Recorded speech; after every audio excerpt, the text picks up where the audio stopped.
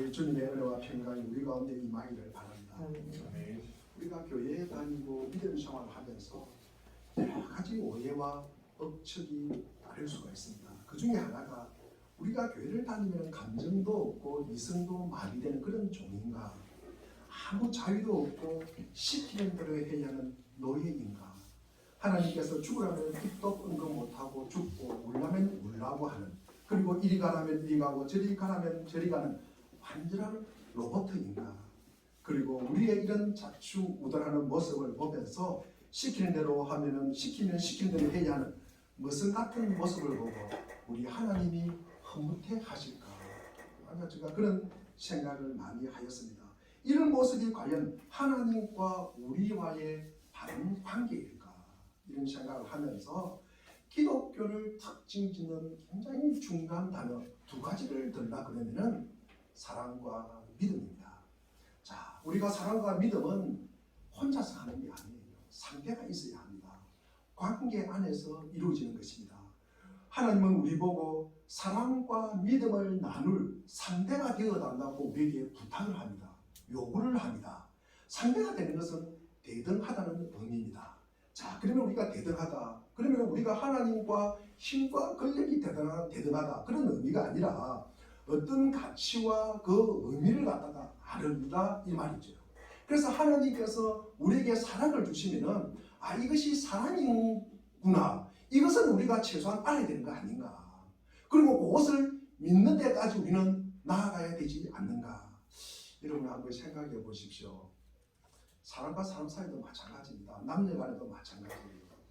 우리가 이 사랑과 사랑이 대등한 관계가 되지 않으면 우리는 그것이 사랑이라고 하지 않고 뭐라고 합니까?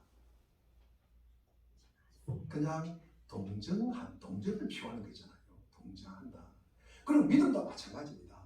우리가 이 믿음도 대등한 관계에서 믿음이 이루어지지 않으면 그것은 어쩔 수 없이 하는 강요, 강제, 이거는 굴욕이라고 그렇게 표현을 합니다. 우리가 진정한 믿음은 그 믿음 안에 자발성이 있어야 되고 그 자발성 안에 자유가 주어지는 것입니다. 그래서 하나님과의 관계에서 상대역을 할 만큼 이 실력 있는 자리, 그 상당한 경지에 이르기를 우리 주님은 바라는 거예요. 우리의 지혜도 그렇고 우리의 존재 자체도 그렇고 우리가 기대하면서 살아가는 것도 그런 것이라는 것입니다. 그래서 상당한 경험을 하는 과정을 겪으면서 분별과 그리고 통찰력 있는 지혜가 또 생기는 거예요. 그러면서 우리 각자 인생에서 하나님의 상대자가 되는 그 믿음과 그 사랑을 나눌 대상으로 커가는 거예요. 살아간다는 거죠. 하나님은 우리에게 자유를 주셨으니 우리가 이것저것 해봅니다. 우리가 이 땅에 살아가면서 경험하고 때로는 실패도 합니다. 그래야 하나님의 사랑과 믿음에 답할 수 있는 그 정도로 우리가 그 대상으로 살아간다는 거죠. 하나님은 우리를 이런 목적한 대로 데리고 간다는 것입니다. 그 목적이 무엇입니까? 제가 자주 하는 이야기지만 또 출애굽기 19장 5절과 6절에 나오는 너희를 모든 민족을 내 소유로 삼는 거예요. 그러면서 제사장 나라 되고 하나님 백성 되는 거예요. 우리가 신약에서는 디도서 2장 14절에 나옵니다. 우리 한번 읽어보겠습니다. 디도서 2장 14절을 우리 천천히 같이 읽겠습니다. 시작. 그리스도께서는 우리를 위하여 자기 몸을 내주셨습니다. 그것은 우리를 모든 불법에서 건져내시고 깨끗하게 하셔서 선한 일에 열심을 내는 백성으로 삼으시는 것입니다. 선한 일에 열심을 내는 자기 백성으로 삼으신다는 것입니다. 이것이 신구약을 통틀어서 마찬가지입니다. 우리 구약에서 큰 사건이 무엇입니까? 우리가 출애굽 사건을 갖다가 들을 수 있습니다. 그리고 40년 광야 생활, 그리고 율법을 주셨어요. 그리고 바벨론 포로에서 70년 생활을 합니다. 이 모든 것이 무엇입니까? 그리고 신약에서는 십자가 사건을 우리가 들 수가 있습니다. 이것은 다 그 목적은 하나님께서 우리를 자기 백성 삼으시려고 그런 것입니다. 그런데 자기 백성 되려고 그러면 그 장성한 분량까지 자라가야 된다는 거죠. 자라가야 되는 것입니다. 그래서 자라가는 과정에 우리 주님께서 우리를 견인해 가시는 것입니다. 데리고 간다는 말씀입니다. 그런데 인간은요, 그러지를 잘 못해요. 인간은 이 뜻도 잘 모르고 자신이 할 수 있는 이 최고의 경지, 이 도덕과 윤리, 사실은 우리가 도덕과 윤리에 출중하다 그래도 이 도덕과 윤리는요, 상대방을 용서하기가 힘들어요. 이 도덕과 윤리 가지고는 우리가 상대방을 갖다가 생명을 살리기가 힘들다는 거죠. 이 도덕과 윤리가 아무리 높다 그래도 이것이 구원의 길로는 우리를 인도하지를 못한다는 것입니다. 이 도덕과 윤리를 뛰어넘어서 우리가 그 주님 앞으로 들어가야 된다는 것입니다. 그런데 이제 보통 사는 사람들이 거기서 도덕과 윤리에서 멈추는 거예요. 인간의 최고의 경지지 않습니까? 거기에서 멈춰요. 거기서 만족해요. 거기서 자기를 뽐내고 자기 의를 주장하고 자기 의를 세우고 힘씁니다. 그래서 하나님의 의를 받아들이지 못한다. 이 로마서 10장 3절 말씀이잖아요. 난 여기서 만족해. 나는 더 못 가. 목사님, 나 좀 덜덜 볶지 마세요. 나 좀 그냥 내버려 두십시오. 하나님에게도 그렇게 이야기하는 거예요. 그러면 하나님 입장에서는 이 참 미치는 거죠. 미치는 거죠. 자, 봐라. 이게 이스라엘 역사지 않냐. 이게 구약의 역사지 않냐. 초대도 사건도 바벨론 포로도 이것이 너희들 봐라. 그래도 잘 안 믿어요. 그럼 인간은 왜 하나님을 섬기는데 실패할까? 여러분, 그것을 못해요. 그냥 따라가면 되는데 그게 안 돼요. 왜 그럴까? 하나님께서 목적하신 바대로 우리를 끌고 가고 싶고 데리고 가고 싶어요.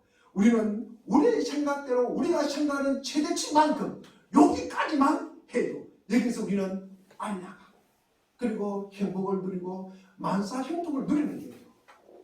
그러면 우리가 교회를 다니면서 이제 이런 식으로 가게 되면 이것이 우상인지 하나님을 섬기는 것인지 분별이 안 되는 거예요. 자기 위주로 자기의 생각과 자기의 뜻대로 살아가는 것은 우상이 하는 일입니다. 우상에게 절하는 것이에요. 우상이 뭡니까? 나는 못해요. 나는 못하지만도 내가 원하는 것을 할 수 있도록 하는 것이 우상이라는 거예요. 우상입니다. 그래서 내가 직업정성으로 바칠 테니까 돈 내라면 돈을 내고 내가 무엇이든지 할 테니까 내 뜻대로만 해주세요. 이게 이제 우상을 믿는 사람들의 모습이에요. 하나님은요, 우리가 하나님 앞에 직업정성을 다한다 그래도 안 되는 것은 안 되는 것입니다. 여러분. 하나님이 목적한 바가 변경되겠어요? 그렇지 않아요. 하나님이 이끌고 우리를 이끌어가는 그것을 갖다가 그 끈을 놓지 않으려고 합니다. 하나님은. 우리가 내가 돈을 많이 드린다, 하나님께 헌금을 한다, 그래도 우리 주님께서 거기에 타협을 하겠어요? 타협 안 합니다.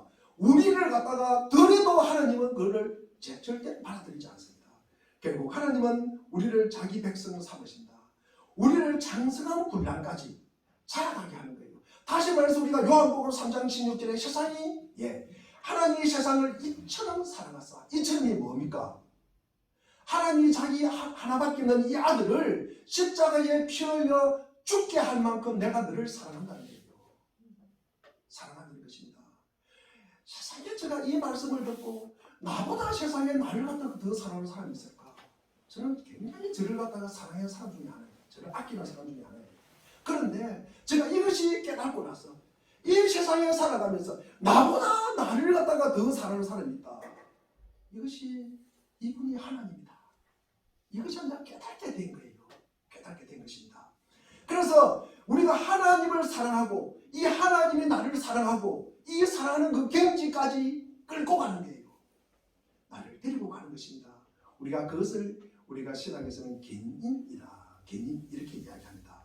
그런데 세상은요, 우상을 수단으로 해서 자기의 만사 형통을 이루는 것, 결국 자기 뜻대로 하는 것입니다. 자, 우리가 하나님은 우리를 자기 백성 삼으시고 그리고 우리의 상대가 되도록 우리를 갖다가 끌어올리는 거예요. 그것이 우리 하나님의 목적이에요. 그러니까 우상은 뭡니까? 우상의 목적은 우리의 만사 형통이라는 거죠. 만사 형통. 자, 우상 우리를 어떤 목적을 두고 이끌어가는데 우상은요, 어떤 우리 목적을 가지고 이끌어가는 게 없어요. 그리고 우상은 우리를 이끌어갈 힘도 없는 거예요. 사실은 알고 보면은 우상을 섬기는 목적은 자기의 편안함과 행복이에요. 그런 잘못된 편견과 왜곡에 붙잡혀서 만사 행동이 될 것이라는 착각에 쏘아서 사는 거예요. 우상을 섬긴다는 것은. 그래서 하나님을 따르는데 실패하는 거예요. 이를 우리가 신학에서는 성화에 대한 오해 때문이다. 우리 주님이 이 땅을 우리를 이끌어가요. 이 견인은 이 모든 과정을 갖다가 우리가 성화라고 그럽니다. 이 성화에 대한 오해가 있었다. 자, 무슨 오해입니까? 잘 들으시길 바랍니다. 우리 구약에서 나오는 이 율법의 요구가 너무 엄격하기 때문에 율법을 지키는 사람이 아무도 없기 때문에 그대로 이렇게 하다가는 율법을 지켜가지고 구원을 받는다. 이러고는 아무도 우리가 천국에 갈 사람이 없으니까 하나님께서 우리에게 좀 더 쉽게 구원을 받도록 다시 말해서 아멘 한마디 하면 끝나는 거예요. 아멘 한마디 하면 끝나는 거예요. 믿습니다. 그 한마디에 끝나는 거예요. 그 한마디에. 그렇게 구원의 길을 열어주셨다고 하는 사람들이 있어요. 이것은 잘못됐다는 이야기입니다. 우리가 여기서 우리가 오해를 갖다가 하면 안 된다는 말씀입니다. 자, 우리가 구약이 힘드니까 율법을 지키기 힘드니까 우리가 신약에서 예수님 오셔가지고 우리에게 예수님 믿고 믿습니다. 그 한마디만 하면 끝난다. 이렇게 가끔 설교하시는 분도 계셨어요. 제가 그 옛날에 그렇게 듣기도 하였습니다. 다시 말하면 우리가 구약에서 하나님의 진리와 이 율법의 말씀을 지키기가 너무 어려우니 신약에서 이거를 경감시키거나 약화시키려고 예수님이 이 땅에 오셨습니까? 자, 우리 지난 주일에 예수님께서 이 땅에 오신 목적이 뭐라고 했습니까? 율법을 폐하러 온 것이 아니라 율법을 완전하게 하기 위해서 오셨다. 분명히 그렇게 말씀하셨잖아요. 그래서 율법을 완성하기 위함이다. 어떻게? 그 율법에 순종함으로써 완성을 한다고 했습니다. 자, 예수님의 말씀은 점 하나, 획 하나 떨어지는 것 없이 다 이루어진다고 분명히 말씀하셨습니다. 예수님이 땅에 오신 목적은 율법을 폐하기 위함이 아니라 먼저 우리 예수님이 지킴으로써 우리로 하여금 율법을 지킬 수 있게 하기 위함입니다. 자, 그러므로 우리는 율법이 무엇인지를 우리가 알아야 해요. 그 다음에 율법을 지켜야 할 것을 강조하는 것입니다. 그래서 오늘 우리 19절 말씀을 우리 한번 읽어보겠습니다. 우리 조금 전에 읽었지만도 오늘 본문 19절 말씀을 다시 한번 우리가 읽어보겠습니다. 시작. 그러므로 누구든지 잘못하고 사람을 그렇게 가르치는 사람은 하늘에서 작은 사람으로 이끌어질 것이요 또 누구든지 예명하며 가르치는 사람은 하늘에서 큰 사람이라 부르짖을 것이다. 계명 중에는 하늘나라에서 지극히 작은 것이 있고 큰 것이 있습니다. 자, 이 둘 사이에 어떤 의미의 구별이 있는 것은 분명하잖아요. 분명합니다. 자, 말씀을 갖다가 어기고 그렇게 가르치는 자는 하늘나라에서 큰 자입니까? 작은 자. 자, 말씀을 그대로 행하며 가르치는 자는 큰 자, 작은 자, 큰 자. 예수님은 우리에게 율법의 요구를 경감시키거나 그리고 약화시키는 것이 아니라 심지어 율법을 가장 잘 지킨다고 하는 서기관과 바리새인들의 이야기를 들면서 더 나은 의, 그러니까 하나님과의 바른 관계를 가져야 천국에 이른다고 오늘 본문에서 말씀을 하고 있습니다. 이 시대에 그 누구보다도 더 나은 의, 의가 뭐라고 그랬습니까? 하나님과의 바른 관계. 그래서 더 나은 하나님과의 바른 관계를 가지고 살아가는 성도가 절실히 필요한 때 우리가 살아간다.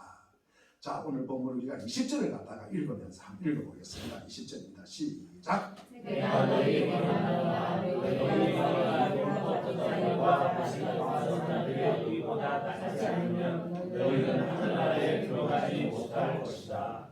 이 말은 바리새인과 서기관들이 상당히 문제가 있다는 거잖아요. 바리새인과 서기관들처럼 하면은 너희들 천국 못 간대요. 이것은 굉장히 우리 믿음의 사람들에게는 엄청난 큰 일입니다. 자, 서기관들은 주로 성경을 갖다가 필사하는 분이에요. 그래서 성경을 기록하고 연구하고 가르치는 전문 율법 학자입니다. 서기관이 오늘의 우리 목회자에 해당된다면 바리새인들은 평신도에 해당된다. 이렇게 말할 수가 있습니다. 바리새인들은 어떻게 하든지 말씀을 잘 따르고 이 말씀을 따르기 위해서 매우 애를 쓰는 사람들이 바리새인들입니다. 죄와 악으로부터 자신을 분리해서 거룩함을 지키려는 무리입니다. 바리새라는 의미는 분리하다. 그러니까 죄와 분리된 삶을 갖다가 살아가겠다는 사람들이 서기관과 바리새인들입니다. 그래서 믿음이 좋은 사람으로 우리가 서기관과 바리새인들을 갖다가 이야기한다는 거죠. 그런데 예수님은 그들을 갖다가 크게 꾸짖으십니다. 신랄하게 비판을 해요. 우리 마태복음 23장에 보면은 그들을 향해서 화 있을진저 외식하는 서기관과 바리새인들이요 하면서 7가지 화를 갖다가 저주를 퍼붓습니다. 너희들 천국원에 못 간다.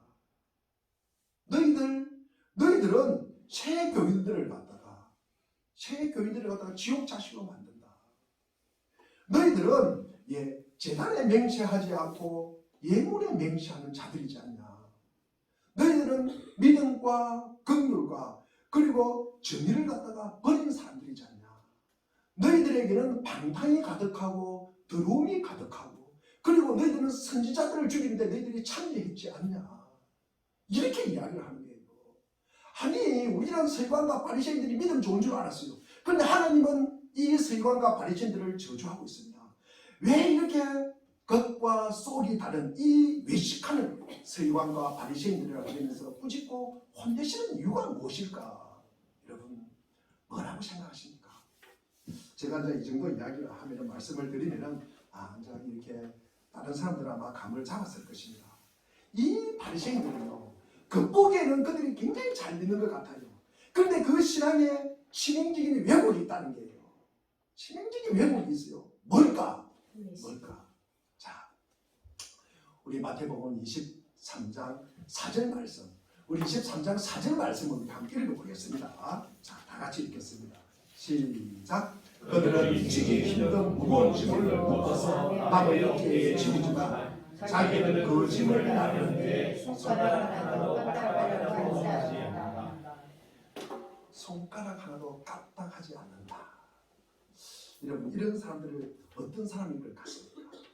여러분 상상이 되십니까? 상상이 되십니까? 이 모습을 보면서 그려지는 사람이 있으니까 누구일까? 한번 생각해 보시기를 바랍니다. 자, 근데 여기서 참 더 중요한 것은요, 이 모습이 혹시 나의 모습은 아닐까? 나의 모습은 아닐까? 우리 서기관과 바리새인들이 이 문제점이 뭘까? 제가 4가지로 이제 말씀을 드리고자 합니다. 이 서기관과 바리새인들은 마음이 아닌 행동과 바깥에 이제 초점을 맞췄다는 거죠. 그래서 이제 외식한다, 겉과 속이 다르다 이렇게 표현을 합니다. 그들은 간음이나 도둑질, 살인이나 우상 숭배 같은 구체적인 행위나 바깥으로 드러난 악에 대해서는 아주 엄격합니다. 그러한 죄를 범하지 않으려고 엄청나게 몸부림 치고, 그런데 그 같은 것들을 불러오는 그 근원, 그죠? 그 근원인 추하고 악한 생각, 그리고 욕심, 미움과 분노, 하나님을 향한 냉랭함 등에 대해서는 아무 관심이 없어요. 관심이 없습니다. 신앙을 구체적인 행동이나 밖으로 드러나는 무엇에 대해서 좌우된다고 생각한 것이 이들의 치명적인 문제라는 것입니다. 기독교가 행위와 삶을 무시하거나 상관없다고 절대 말하지 않습니다.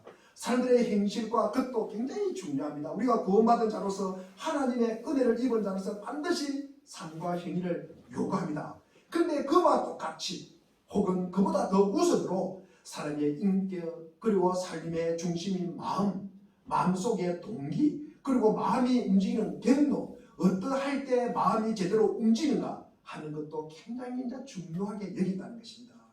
예수님은 우리에게 서기관과 바리새인들보다 더 나은 의가 필요하다고 말씀하시는 것은 바리새인들처럼 행위에만 마음을 뺏기지 말아라. 행위만 마음을 뺏기지 말아라. 드러내 보이는 것에 너희들 마음을 뺏기지 말라는 말입니다. 기독교 신앙은 겉으로 어떻게 보이느냐, 이것이 전부가 아니잖아요. 하나님은 우리의 중심에도 똑같은 비전과 가치를 두고 계시는 분이에요. 우리가 구약에 실패한 이 사울 왕을 대신해서 하나님께서 후계자를 세웁니다. 그 후계자는 이세 아들 중에 한 사람을 선택합니다. 그래서 사무엘을 통해서 기름을 붓게 합니다. 사무엘이 이새의 큰아들이 누굽니까? 이새의 장남 엘리압을 보고 이 사무엘이 이런 이야기를 해요. 여호와의 기름 부으실 자가 과연 주님 앞에 있도다. 이런 이야기를 해요. 그 이야기를 딱 듣자 하나님께서 아차 싶어가지고 사무엘상 16장 7절에 보면은 주님께서 이런 말씀을 하십니다. 사람은 겉모습만을 따라 판단하지만 나 주는 중심을 본다. 이런 말씀을 우리 주님께서 해요. 하나님은 우리 행위뿐만 아니라 마음속의 동기와 우리 자신을 보고 평가를 해요. 서기관과 바리새인들은 속은 그대로 둔 채 겉만 다름으로 자신들이 가진 의에 반도 못 미친다는 말씀입니다. 오늘 본문의 제목이 뭐였습니까?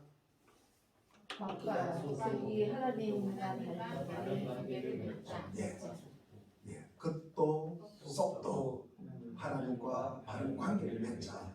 그러니까 우리가 서기관과 바리새인의 모습을 보면서 서기관들의 그 모습은 하나님과의 바른 관계를 맺으려고 엄청 노력을 하는데 속은 뭡니까? 하나님과의 바른 관계를 맺으려고 전혀 거기는 꽝이라는 거예요. 꽝이라는 거예요. 그러니까 이게 이제 반도 못 된다는 거죠. 사실 우리가 행위를 한다 그러지 말고 하나님의 밖으로 드러나는 모습도 우리가 100% 주님 앞에 우리가 만족스러운 모습을 살아갈 수 있습니까? 우리가 그것도 안 되잖아요.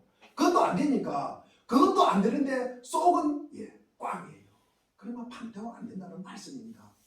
자, 그래서 우리는 예수님은 우리에게 서기관과 바리새인들보다 더 나은 의를 가져야 한다. 이렇게 우리에게 말씀을 하시는 것입니다. 두 번째로 우리가 서기관과 바리새인들은 율법에 내재된 정신과 영보다는 문자에 치중했다. 그래서 율법이 말하는 것으로 여겨지는 것을 외적으로 행하는 데는 애를 쓰지만 율법의 뜻하는 정신, 율법의 핵심인 영은 거기서 쏙 빠져버리는 거예요. 예수님께서 안식일에 한쪽 손 많은 병자를 고쳐주십니다. 바리새인들이 안식일을 범했다고 예수님을 갖다가 막 이의를 제기하고 욕을 합니다. 안식일에 이랬다고. 그런데 예수님이 이렇게 말합니다. 우리 마태복음 12장 11절과 12절에 보면은 예수께서 그들에게 말씀하셨다. 너희 가운데 어떤 사람에게 양 한 마리가 있다고 하자. 그것이 안식일에 구덩이에 빠지면 그것을 잡아 끌어올리지 않을 사람이 어디 있겠느냐. 12절에 사람이 양보다 얼마나 더 귀하냐. 그러므로 안식일에 좋은 일을 하는 것은 괜찮다. 이렇게 말씀을 하세요. 하나님께서 우리에게 율법을 주시며 기대하고 그래 원하시는 것은 뭡니까? 자비예요. 우리가 율법의 본질적인 정신은 사랑과 자비입니다. 그런데 이들은 율법을 지키겠다고 말은 하지만도 입으로 그렇게 말은 하지만 정작 지켜야 할 율법의 정신은 버려둔 채 율법의 문자적 의미로만 접근하여서 율법을 지키지 않는다고 여기는 사람들은 또 정죄를 해요. 저 사람은 제가 이야기를 안 하겠습니다. 저 사람은 그러면서 또 찔러요. 이 율법의 정신의 핵심은 공동체를 함께 이루어 살면서 누군가에게 생명을 주고 누군가를 배려하고 누군가를 아끼고 그리고 누군가를 사랑하고 누구를 섬기고 누군가를 갖다가 그를 위해서 희생하는 것입니다. 겉으로 볼 때는 율법을 지키는 것 같은데 속으로는 죽이고 판단하고 저 사람은 저것도 안 하고 저 사람은 저것도 안 하고 그러면서 정죄를 한다는 거죠. 이것은 우리가 율법을 지킨다고 할 수 있습니까? 없습니까? 없는 것입니다. 우리가 옳다 그러다가 주장하면서 다른 사람을 정죄하고 판단하고 죽이려 해서는 안 되는 것입니다. 살려내는 것이 율법의 목적이기 때문입니다.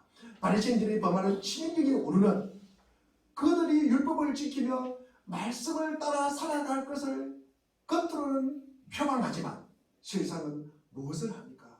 죽이는 거예요. 정죄하는 거예요. 판단하는 것입니다. 세 번째로 서기관과 바리새인들은 자기 의에 빠져서 말씀을 지키는 듯 하면서도 어긴다는 것입니다. 우리 서기관과 바리새인들은 살인하지 말라는 계명에서 정작 중요한 율법 정신을 빠뜨리는 거예요. 우리가 살인하지 말라는 말은 살인하지 않으면 된다고 해석하면 안 된다는 말씀입니다. 살인하지 않는 것으로 다 되는 것이 아니에요. 우리가 살인하지 말라. 예수님이 그 말씀은 내 이웃을 내 몸처럼 사랑하라고 이것을 재해석하는 것입니다. 율법이 금지하는 조항을 안 하기만 하면 우리가 율법을 지킨 것입니까? 그것이 아니라는 것입니다. 율법이 원하는 정신, 과학이 바른 그 의미를 갖다가 살려서 우리가 적극적으로 해결해야 되는데 그것을 전혀 살리지 못하니까 율법을 지키는 것 같으면서도 율법을 어긴다는 거예요. 그런데 자기 의에 빠지면 어떻게 됩니까? 자기 의에 빠지면 어떻게 돼요? 우리 누가복음 18장에 바리새인과 세리 비유가 나오잖아요. 거기서 바리새인처럼 나는 이 세리와 같지 않음을 참으로 감사하나이다. 내가 이 세리와 같이 밥을 굶지 않음을 감사하나이다. 우리가 은혜로 값없이 의롭다함을 받는다는 것이 무엇인지를 모르고 자신이 얼마나 악하고 추한지도 모르고 이 신앙이라는 이름으로 자기 의를 붙들고 있는 거예요. 하나님께서 의롭다 칭해 주시는 의, 즉 하나님이 나를 의롭다고 판단하는 것이 아니고 잘못된 기준에 의해서 자기 스스로 뭡니까? 자기를 의롭다고 여기는 거예요. 예수님은 서기관과 바리새인보다 더 나은 의가 아니면 천국에 들어갈 수 없다고 분명히 말씀하셨어요. 그 정도 갖고는 안 된다고 분명히 말씀하시는데도 이들은 자기 스스로 어렵다고 믿고 주위 사람들도 그들의 외적인 종교 행위를 보고 믿는 사람 중에 저 사람보다 훌륭한 사람이 있을까? 이런 인정에 오류를 갖다가 이제 범하게 되는 것입니다. 네 번째로 우리가 서기관과 바리새인들은 하나님이 아닌 자기를 위해서 율법을 지킨다는 거예요. 모든 신앙이 만들어낸 궁극적인 지향점은 무엇일까? 하나님께서 우리에게 율법의 말씀을 주실 때 기대하는 것이 무엇일까? 하나님의 자기 백성 삼으신다. 억지로 굴복시키는 것도 아니고 종 삼는 것이 아니고 노예 삼는 것도 아니고 머슴 삼는 것도 아니라는 말씀입니다. 이 종과 노예는요 하나님의 상대가 될 수가 없잖아요. 하나님께서 무엇을 하고 무엇을 하지 말라고 할 때 참 하기 싫은 것만 우리 하나님은 골라서 하라고 하네요. 그러면서 내가 하고 싶은 것은 또 골라서도 못하고 하네. 그러면서 하는 말이 뭡니까? 아니 그분 건드려봤자 별로 좋은 건 없으니까 내가 혹시 벌 받을지 모르잖아요. 그냥 빨리 해드리자. 아마 그런 반응으로 행한다면 우리 하나님께서 그런 반응을 받고 싶겠어요, 여러분. 자, 하나님께서 우리가 그 모습만 우리 하나님과 상대하고 우리 그 모습만 하나님과 교제하는 척하고 하나님의 말씀에 순종하는 척하는 그 모습을 우리 하나님께서 아시겠어요? 모르시겠어요? 또 그것만 바라겠어요? 안 바라겠어요? 하나님 앞에 계실 때는 하는 척하다가 돌아서면은 자기 기분대로 살아가는 거예요. 그것을 하나님이 아시겠어요? 모르시겠어요? 아세요. 예수님이 우리에게 기대하는 것은 동정도 아닙니다. 굴종도 아니고 강요도 아니고 강제도 아닙니다. 우리 주님은 하나님의 자녀로 누리는 영광스러운 자유를 누리라는 것입니다. 세상 사람들이 가진 종교에 대한 생각처럼 그렇게 안 하면 불이익 당할까 싶어가지고 그렇게 해야 좋은 일이 생길 것 같기 때문에 마지 못해서 따라가는 것, 복종하는 것, 그런 건 아닙니다. 우리의 필요를 공급하시고 하나밖에 없는 아들을 아낌없이 내어주신 그 귀한 하나님의 사랑을 마음에서부터 깊이 우리가 깨달았어. 하나님이 원하시고 기뻐하는 일이라면은 무엇이든지 하늘은 그 중심을 갖고 우리가 기쁘게 우리가 따라가는 거예요. 우리가 순종하는 거예요. 이게 굴종이 아닙니다. 우리가 말씀을 사랑함으로 하나님을 기쁘게 하기를 기대하며 하나님을 영원하게 하고 하나님의 선하시고 아름다우신 성품과 그 은혜의 부유함을 마음껏 드리기 위해서 기꺼이 율법을 지키고 순종하는 자세, 이것이 우리의 이제 모습이 되는 것입니다. 그런데 서기관과 바리새인들은 어떠한 마음으로 율법을 지킵니까? 그들은 하나님을 드러내고 높이고 그리고 영화롭게 하는 것이 아니라 자기를 기쁘게 하는 거예요.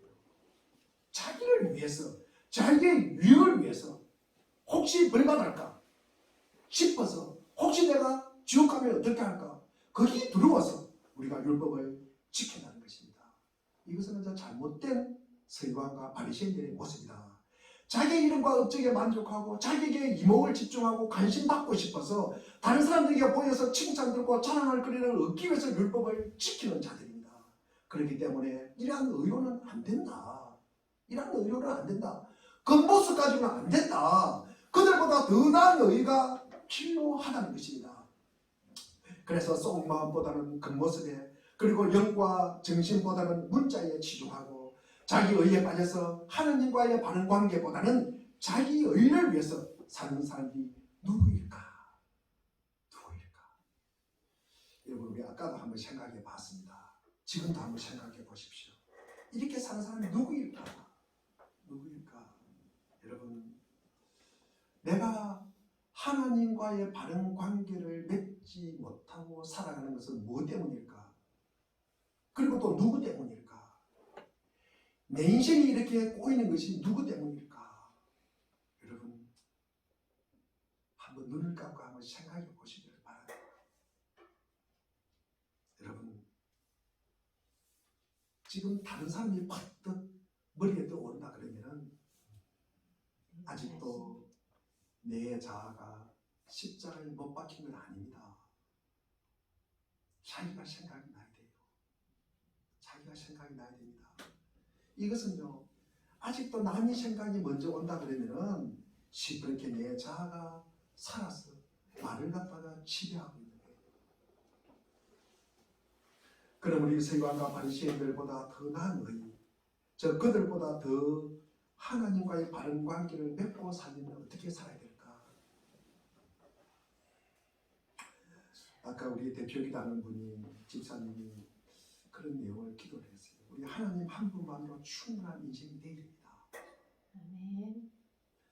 하나님을 영원롭게 하고 하나님만 좋으시다면 내가 좀 부족해도 되고 내가 좀 손해받아도 된다는 생각을 하셔야 됩니다. 우리가 이런 생각 없이 내가 하나님 한 분만으로 충분합니다. 그것은 인만한 자 살아야 돼요. 그게 신앙의 중심입니다. 서기관들과 바리새인들이 지닌 문제가 무엇입니까? 하나님이 아니라 자기가 우선한다는 거잖아요. 자기가 손해보지 않겠다는 거잖아요. 자기가 좋아야 된다는 거예요. 자기가 위로가 돼야 된다는 거예요. 자기가 만족이 돼야 된다는 거예요. 우리가 무엇을 근거로 이렇게 해석할 수 있습니까? 우리 누가복음 18장에 보면 이 바리새인과 세리에 비유해서 이 바리새인의 기도를 한번 들어보십시오. 하나님 앞에 기도하는데 그 어디에도 이 지금 바리새인이 기도를 해요. 기도를 하는데 하나님의 도움을 간구하고 하나님을 의지하는 내용이 있습니까? 없습니까? 없어요. 그게 없어요. 우리 조금 전에 본 것처럼 하나님을 믿고 의지해야 되는데 그것은 아무것도 없고 자기에게 도취된 내용 일색이에요. 자기 자랑 일색이라는 것입니다. 나는 세리와 같지 않음을 감사합니다. 나는 세리와 결이 다르다는 거예요. 여러분, 이 세리보다 자기가 우월하다는 거예요. 자기가 못하다는 거예요. 우월하다. 자기가 우월하다는 거예요. 차별이 있다는 거예요. 여러분, 그래서 나는 일회에 2번씩 금식합니다. 금식으로 자신을 다른 이들과 차별하는 거예요. 나는 금식 자주 한다. 그러면서 자기가 우월감을 가지는 거예요. 그러면서 자기를 만족하게 하는 거예요. 성경은 1년에 한 번 대속죄일에 금식하라고 해요. 성경은 그렇게 기록되어 있거든요. 근데 자기는 그보다 훨씬 일주일에 자기가 2번씩 금식한다는 거예요. 이것은 뭡니까? 자기 의를 자랑하는 거잖아요. 자, 우리가 자기는 하나님과 매우 바른 관계를 갖고 있다. 나보다 믿음 사람 좋은 사람 있으면 나와봐라 그래. 써보라자 그런 생각을 갖고 있는 거죠. 그러면서 하나님을 예배하는 마음도 거기는 없는 거예요. 그분을 의지하는 믿음과 사랑하는 마음도 없고요. 자기 자랑과 칭찬의 마음을 뺏기버리는 거예요. 한번 생각해 보십시오. 우리 사랑을 물된다고 상교회 교훈이라고는 우리가 기도하면서 우리가 하나님께 뭐 간구하는 게 없다. 하나님의 도움을 요청하지 않는다. 그게 기도예요. 그게 기도예요. 기도 아니잖아요. 우리가 예배를 드리면서 아니 하나님을 예배하면 높이 되고 하나님을 경배하는데 그런 내용이 전혀 없어요. 하나님 한자도 안 나와요. 그러면 우리가 그것을 예배 드리려고 그런 것이라고 할 수 있습니까? 없습니까? 할 수 없잖아요. 그죠? 우리가 아니 예배를 드리는데 하나님을 경배하지 않는다. 하나님을 높이지 않는다. 그 예배 드리는 거 아니에요. 오로지 자기를 기쁘게 하고 자기 의지하고 자기를 즐거워하고 자기를 갖다가 칭찬하고 있는 것이에요. 이런 식으로 예수님을 믿게 되면은 말로는 하나님의 영광 받으셔야죠. 그게 첫 번째라는 데는 늘 동의를 합니다. 그런데 하나님 있는 덕분에 저도 좀 잘 됐으면 좋겠어요. 그렇게 이야기하면서 그 틈새에 자기가 비치고 들어가는 거예요. 그러면서 살살 비치고 들어가가지고 그 하나님 위에 자기가 앉아있는 거예요. 자기를 절대로 첫 번째라고 말 안 합니다, 여러분. 자녀 결혼을 위해서 며느리감 그리고 사위감 구할 때 늘 믿음이 1순위라 그래요. 믿음이 1순위.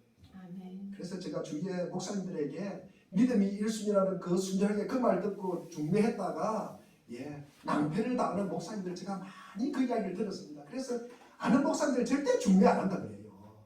아니 믿음이 1등이라 그래가지고 믿음 좋은 자매와 그리고 형제를 소개시켜 줬다가 퇴짜를 맞는 경우가 100%예요. 그런데 말은요, 우리가 믿음이 1순위라 그래놓고 같은 값이면 뭐도 있고 뭐도 있으면 좋겠어요. 그런데 그 뭐가 뭡니까? 뭐가 좋겠다는 것이 뭡니까? 그것이 늘 믿음보다도 우선하는 거예요. 물질. 하나님의 영광을 위해서라면 우리가 원하고 바라는 대로 다 이루어지지 않아도 좀 괜찮습니다. 우리가 이 땅에서 하나님의 기쁨을 우선으로 하고 하나님만 드러내고 그리고 하나님만 높이고 하나님께만 영광을 돌릴 수 있다면 그것으로 충분한 것이에요. 이것이 신앙의 본질입니다. 본질입니다. 그러나 너무나도 많은 사람들이 하나님이 첫 번째라는 데는 정답처럼 동의하지만 항상 자기를 덧붙여서 하나님 덕택에 나도 잘 됐으면 더 좋겠어요. 그렇게 신앙의 본질을 갖다가 흐트러뜨리는 거예요. 의를 저렇게 하는 것입니다. 자기를 기쁘게 하고 자기를 자랑하고 자기를 칭찬하고 자기를 높이고 그러면서 뭡니까? 믿음 좋다고 우리가 주님이 도와주셨다고 봐라 저 사람 잘 됐지 않나? 봐라 저 사람 시험 됐지 않나? 봐라 저 사람 아파트 집값 많이 올렸지 않나? 이렇게 왜곡된 경향을 보이는 것입니다. 그러니까 주님께서 이 서기관과 바리새인들처럼 이렇게 그 의 가지고는 안 된다고 말씀을 하는 거예요. 천국 들어가지 못한다고 말씀을 하시는 거예요. 우리의 중심이 전혀 변화되지 않는 그런 인생. 하나님 나라에 절대로 들어가지 못한다. 그렇게 말씀을 갖다가 하시는 거예요. 두 번째로 우리가 서기관과 바리새인보다 흔한 의의 삶을 살려면 성화적 진리를 깨닫는 후에 훈련 과정을 우리가 견뎌내야 합니다. 우리 주님을 만났잖아요. 자, 주님을 만났으면 우리가 중간에 포기하거나 실족하면 안 됩니다. 주님 오시는 그날까지 우리는 이 믿음의 유지를 해야 돼요. 그리고 이것을 계속 끌어올려야 되는 것입니다. 그냥 낙방하면 안 되는 게 실패하는 것입니다. 우리가 서두에서 말한 바와 같이 교회에서 성화에 대한 굉장히 혼란이 있다. 혼동이 있다고 말씀을 드렸습니다. 어떤 어리석은 거짓 선생은 성화와 이 성계를 갖다가 성도가 하나님께 받아야 할 체험이라고 말씀을 드려요. 여러분, 자, 이렇게 가르치면요, 문제가 있는 것입니다. 하나님 앞에서 어떤 체험을 하고 나면은 성화가 단번에 이루어진다. 단번에 이루어진다. 그때부터 성도된 삶을 살 수 있다고 주장하는 무리들이 있습니다. 여러분, 제가 늘 하는 이야기입니다. 한 방에 해결된다 하고 이야기하면 이런 무리들은 어디에 가깝다? 이단에 가깝다는 거예요. 뭐 가까운 것이 아니라 거의 이단입니다. 한 방에 해결된다. 한 방에 해결된다. 여러분, 이단의 특징이 그렇습니다. 힘들 것 없어. 우리 옥 가서 가지고 우리 우리 하나님이 보내신 메시아에게 기도 한번 받으면 그냥 끝나. 성경은 귀하고 아름다운 진리를 가르친 다음에 그러므로 이렇게 살아라. 말씀을 삶에 적용해서 땀 흘림과 애씀이 있어야 한다고 말씀합니다. 구원은 이미 우리가 받았어요. 우리가 자격과 조건을 더 갖추려는 말이 아닙니다. 우리가 구원을 받고 진리를 아는 하나님의 자기 백성되는 이 신백성이라면 우리 디모데 2장 14절 조금 전에 읽었던 말씀대로 선한 일을 갖다가 열심히 하는 자기 백성이 되는 거예요. 열심히 하는 거예요. 그런데 하나님께로부터 받은 어떤 체험이 있다면 성화가 단번에 이루어지고 저절로 하룻밤 자고 나면 그렇게 살게 되는 것처럼 말하는 것은 거짓 선생들의 잘못된 가르침이다. 진리를 우리가 깨닫는 결단과 훈련과 그리고 땀 흘리는 과정을 거쳐서 성화의 아름다움이 우리에게 드러나는 영광이 있는 것입니다. 한순간 했던 체험을 통해서 성화와 구원이 결정적인 자리까지 쑥 올라가는 그런 경우는 없습니다. 여러분. 이단이에요. 그것은. 깨닫게 된 열린 눈을 가지고 손발을 움직여서 열심히 살아가는 훈련과 고단한 실천과 수고의 과정이 있어야 된다고 성경은 말씀을 하고 있습니다. 요즘 넷플릭스에서 나는 신이다. 여러분 너무나 지금 이 이단에 너무나 왜곡된 이 이제 그리스도를 팔고 하나님을 팔고 예수를 팔면서 이게 이제 왜곡된 모습이잖아요. 그게 한번 보십시오. 한 방에 해결된다고 이야기합니다. 한 방에. 여러분. 세 번째로 우리가 요한과 바리새인들보다 더 나은 의의 삶을 살려면 성화적 하나님의 의를 향한 올바른 이해가 있어야 됩니다. 어떤 사람은 아마 이런 오해를 할 수 있을 것입니다. 다시 아무런 공로도 자격도 없는 우리가 오직 하나님의 은혜로 천국에 들어가는 것이 아니고 바리새인과 서기관보다 더 훌륭하게 하고 더 우리가 위대하고 더 헌금 많이 하고 그래야 우리가 천국에 들어간다. 그것은 아니라는 거죠. 우리가 하나님 앞에 자격을 구비하고 조건을 갖춰야 천국 백성이 될 사람은 아무도 없습니다. 우리는 어머니 태로부터 죄를 가지고 나온 죄인이기 때문에 하나님이 우리 하시는 기준과 조건을 충족시켜서 우리가 구원을 받을 수는 없어요. 서기관이나 바리새인보다 더 훌륭한 사람이 되어야 구원에 들어간다는 것도 아닙니다. 어떤 사람은 또 어쨌거나 내가 어떻게 살든 예수를 믿기만 하면 구원을 받는다. 그것을 갖다가 확인하고 싶어요. 공로도 없고 자격도 없이 은혜로 받는 구원이므로 내가 어떻게 살든 내가 아무렇게나 살든 예수를 믿기만 하면 된다. 입만 뻥긋 아멘 두 장만 하면 된다고 이야기하는 거예요. 그러면 구원을 받을 수 있을까? 성경은 기독교는 그렇게 가르치고 있지 않습니다. 예수를 우리가 믿는데 삶의 변화가 전혀 없다면요, 서기관과 바리새인보다 하나님과의 바른 관계를 맺지 못한다면은 성경이 말하는 믿음이라고 할 수가 없는 것입니다. 아멘. 자격이나 공로나 조건으로 우리가 구원받는 건 아니지만 은혜를 우리가 받으면 그 중심이 새로워지는 거예요. 우리 안에 예수님이 들어오면은요, 우리가 변하게 돼 있는 거예요. 아멘. 그 우리 중심에 우리 주님이 자리 잡고 있으면요, 우리는 새 사람이 되는 거예요. 아멘. 우리가 하나님의 사랑을 갖다가 알게 되는 거예요. 아멘. 그러므로 하나님을 사랑하고 전심으로 그 말씀에 우리가 따라가게 되고 순종하게 되는 것입니다. 아멘. 우리가 은혜를 주셔서 성도로 삼으신 다음에 주님은 우리에게 무엇을 기대하실까? 예수님을 믿을 때 하나님께서 성령을 주셔서 우리를 새 사람 되게 하시는 것입니다. 모태로부터 가지고 나온 이 죄의 본성과 나쁜 죄의 습관을 지닌 몸은 그대로 있지만 우리 안에 새 생명이 자라기 시작하는 것입니다. 성령으로 거듭난다는 말입니다. 우리가 예수님을 믿고 거듭난 후에는 여전히 몸을 가지고 있기 때문에 익숙한 죄의 습관에 끌려가기도 합니다. 그러한 죄의 유혹 앞에서 우리는 종종 육신의 연약함을 핑계 삼았어. 그리고 양심을 합리화하면서 죄에 걸려서 넘어지곤 합니다. 그런데 하나님께서는 탄식하며 아파하며 깨달은 대로 살기를 사모하는 성도들을 위해서 성금도 주시고 교회를 선물로 주신 것입니다. 육신의 소욕 하나 제대로 이겨내지 못하고 자주 넘어지는 우리에게 하나님의 성령께서 새 마음과 새 성품과 그리고 새 사람됨을 주시는 거예요. 성령을 전적으로 의지하고 붙들므로써 우리의 몸을 복종시키며 지그러 조각 같은 연약한 몸속에 주께서 이미 시작한 구원과 하나님이 우리를 위해 행하신 아름다운 성품과 덕과 선을 담아내는 참 과정을 우리는 성화라고 이야기하는 것입니다. 하나님의 아들을 믿는 것과 아는 일, 이로 인해서 우리가 그리스도의 장성한 분량까지 자라가는 거예요. 그 믿음이 자라가는 거예요. 에베소서 4장 13절 말씀입니다. 하나님의 상대가 되는 자리까지 자라가는 거예요. 다시 말해서 하나님의 사랑을 아는 자리까지 자라가는 거예요. 우리는 하나님의 율법을 사랑할 수 없는 백성입니다. 로마서 우리 8장 7절 보면 육신에 속한 생각은 하나님께 적대감을 가는 거예요. 그래서 그것은 하나님의 법을 따르지도 못하고 하나님의 말씀에 복종은 더더욱 할 수가 없는 것입니다. 못해서 나온 상태에 있는 사람은 하나님과 원수된 상태입니다. 그분의 법을 우리가 순종하지 않을 뿐더러 율법을 지키고 싶지도 않고 지킬 수 없는 그 상태를 일반적으로 우리 자연인의 상태라고 이야기를 하는 것입니다. 반면에 거듭난 성도에게는 새로운 성품과 성령이 선물로 주어집니다.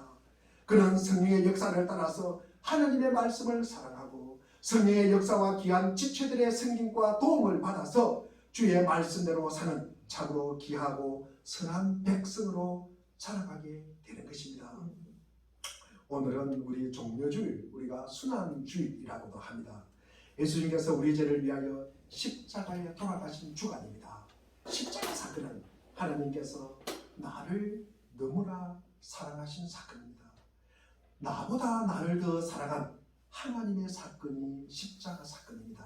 이 십자가 사건이 나를 위함이 전차적으로 깨달아지는 것이 우리가 성화라고 이야기하는 것입니다. 무려 성도는 천국에 들어가기 위해서가 아니고 하나님 앞에 무슨 자격과 조건을 구비하기 위해서가 아닌 이미 십자가 사건으로 말미암아 너무나 귀한 구원을 우리가 받았기 때문에 하나님을 향한 순수한 눈으로 그분을 사랑하고 말씀에 전심으로 순종하고 싶은 마음이 갖게 된다는 것이에요.